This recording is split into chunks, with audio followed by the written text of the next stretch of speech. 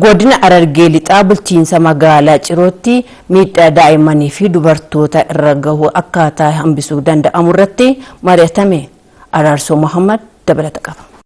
Godina Harargee lixaatti waajjirri poolisii bulchiinsa magaalaa Ciroo miidhaa daa'immanii fi dubartoota irra gahan akkaataa hambisuun danda'amu irratti abbootii amantaa, abbootii gadaa, haadholee siinqee, manguddootaa fi barattoota waliin marii kan taasisan yoo ta'u, marii kana irratti miidhaalee daa'immanii fi dubartoota irra gahaa turanii fi hojiilee gama kanaan akka waajjira poolisiitti hojjetamaa turan bifa paawerpoointiitiin dhiyaachuun irratti mari'ataniiru. Daa'imman umriin isaa hojii hin geenye, hojii humnaa olii hojjechiisu, umrii malee heerumsa, daa'imman adda addaa kan umrii isaa hin geenye godaansa deemanii bishaanitti bineensa adda addaa nyaachaa jiraachuu karaa tafaa jiran. Warra rakkoo kana uuman akkanatti ifaa fi bilisaan qaamni hundi irratti hirmaatee akkanatti nu agarsiisuu isaatiif baay'een galatoonfadha. Dhaloota ilmaan keenya itti fufsiisuu fi itti fufsiisuu dhabuuti. Hojiin kun yoonii fi nuti irratti hojjenne salphaadha. Manni amantaa keessatti lallabamuu qaba. Itti dhimmame dhimma kanarratti itti dhimmame dhimma jiraachuu fi jiraachuu dhabuutiyyee itti dhimmamee lallabuu danda'u qaba. Akkaataa daa'immanii fi dubartoota irratti miidhaan gahaa ture hubannoo uumuun yakkootaa fi miidhaalee gama kanaan dhufan hir'isuuf mariin kun kan qophaa'e ta'uu itti gaafatamaan kutaa ittisee akka bulchiinsa magaalaa Ciroo Inspektar Gaarii Geetaachoo fi kutaa xiqqaan tajaajila poolisii hawaasaa Saajin Olaanaa Mahammad Abdurrahmaan himaniiru.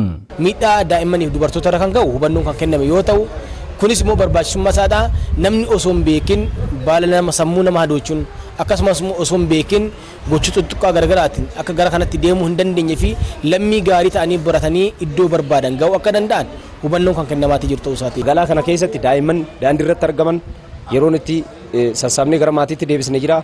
Akkasuma mirga daa'immanii eeguudhaaf halkanii guyyaa kutaaleen jiru hundi waajjirri keenya qindoominaan hojiin hojjetamee jira jechuudha. Magaalaan Ciroo magaalaa guddittii godina Harargee lixaa ta'uu irraan kan ka'e daa'imman maatii jalaa badanii fi dubartoota hojii barbaacha gara magaalattiitti dhufanii rakkoolee adda addaatiif saaxilamaa turan daa'imman 170 fi dubartoota 7 ijaaruun gara maatiitti kan deebisan ta'uu hoogganaa waajjira poolisii bulchiinsa magaalaa Ciroo Inspektar Olaanaa Bayaan Korboo ibsaniiru.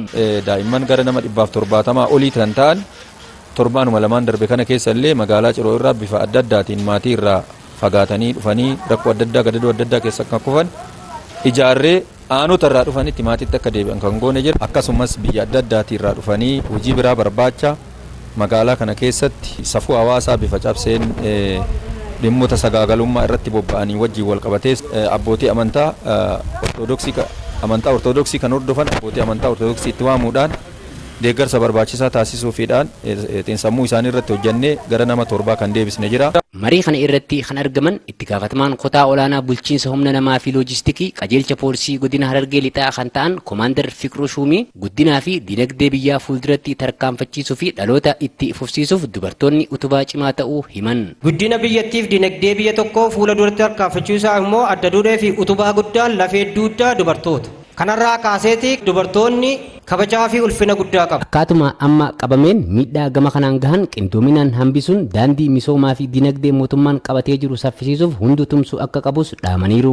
Akkaatuma amma qabame kanaan qindoominaan irratti tumsinee hojjenne gadaantummaa dubartootaa fi miidhaa dubartootaaf daa'imman irratti ga'u kana hambisnee daandii mootummaan keenya qabatee jiru daandii misoomaa, daandii dinagdee, daandii hojjenneetti jijjiiramu kana mootummaan keenya qabatee jiru kana saffisiisuu nurra jiraata. Yakkootaa fi miidhaalee dubartootaa fi daa'imman irra gahaa turanii fi akkaataa qaamolee nageenyaa waliin ta'uun rakkoolee kana hambisuun danda'amu irratti hubannoo guddaa kan argatan ta'uu hirmaattonni waltajjii kanaa dubbifne tokko tokko himuun qaamolee nageenyaas galateeffatu. Hawaasni gaafa miidhaa dubartii arge obsuun qabu, callisuun qabu, ofirra bulchuun qabu, balaaleffachuu qaba, of keessaa baasuu qaba, afoosha keessaa baasuu qaba. Mana hojii keessatti namni gocha akkasii hojjetu gaafa argame manneen barnootaa keessatti gaafa argame of keessaa baasuu, saaxiluu, adabsiisuun barbaachisaadha jechuudha. Dubartiin haadha, obboleettiidha, haadha manaati.